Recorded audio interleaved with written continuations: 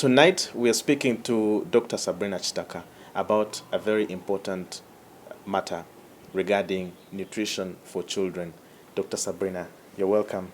Thank you very much, Walter. Very nice to be speaking to you this evening. So, let's first understand, when we talk about nutrition for children, how do you define a child from your point of expertise? From my point of expertise, a child is a baby who is being formed in utero. So from that time that baby is created in the mother's womb, that child becomes a baby. So it's called a fetus. Yeah.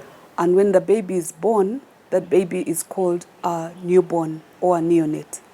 As the baby grows, they then become a toddler up to 3 years, or they become an under 5, they become a child, an older child, or they become an adolescent. An adolescent is somebody aged 10 to 19 years.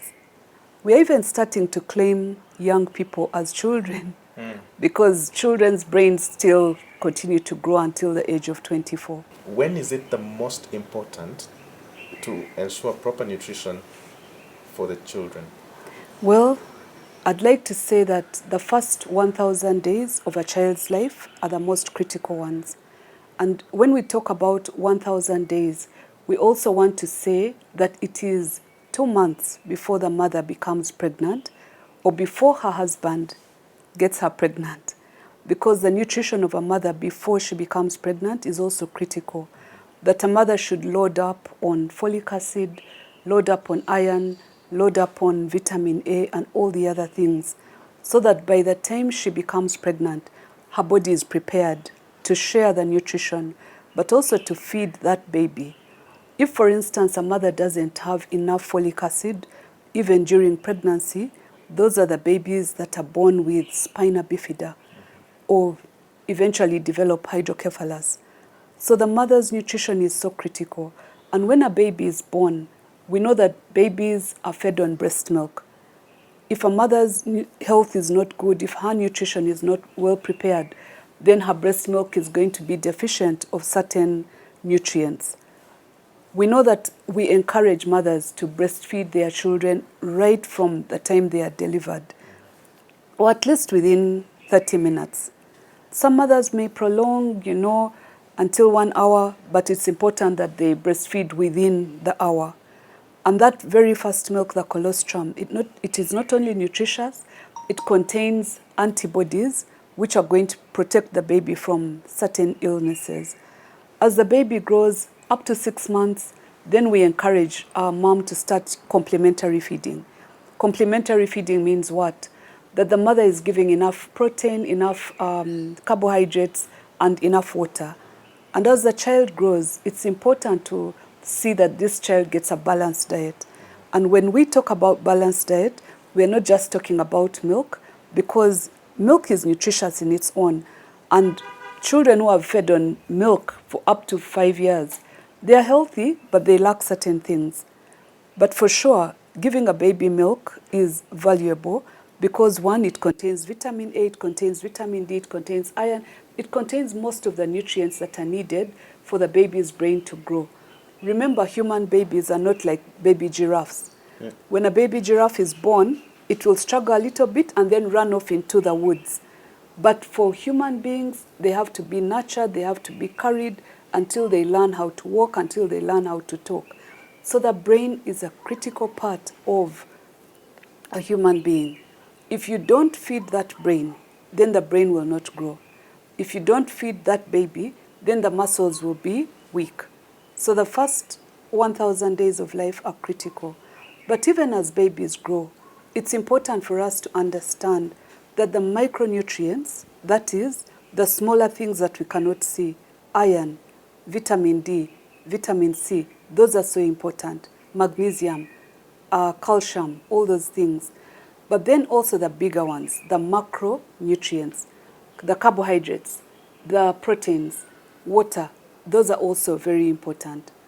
And as a pediatrician, I'd like to say the first 1,000 days are not the only important thing. As children grow beyond 5, we want them to not only survive, we want them to thrive. We want them to transform their society. So even adolescents, as they are growing up, restricting them of certain nutrients is going to affect their eventual brain capacity.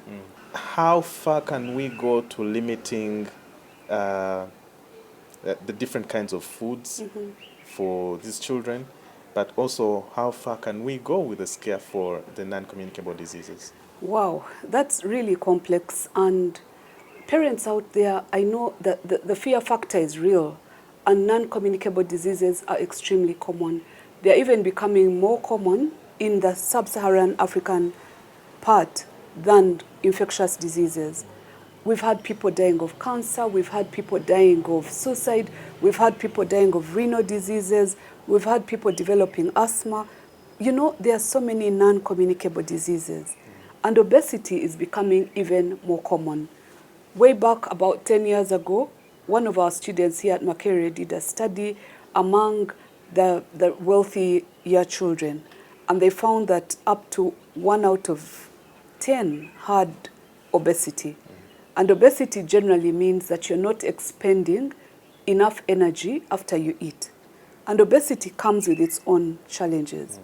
So I understand how parents can be very, very scared about their children becoming obese. But it's important also to balance the nutrition versus becoming now malnourished.